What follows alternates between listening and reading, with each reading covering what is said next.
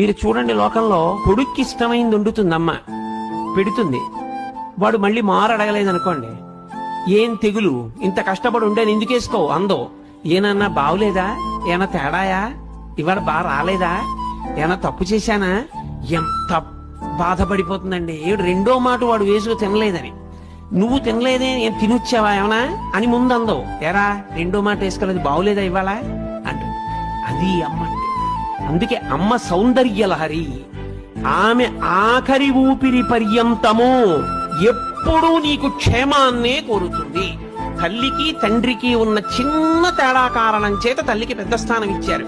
తండ్రి సమానుడు, నేను తక్కువ కాదని కానీ, తండ్రి పనికి మాలిన వాడని కానీ, తల్లితో సమానుడు కాదని కానీ నేను ఎక్కడా మాట్లాడటం లేదని మీరు గుర్తుపెట్టుకోవాల్సి ఉంటుంది. కానీ తల్లి తండ్రి కన్నా గొప్పది అన్న విషయం చెప్పడానికి నేను కించిత్ వెనకాడను, వేదమును నమ్మాను కాబట్టి.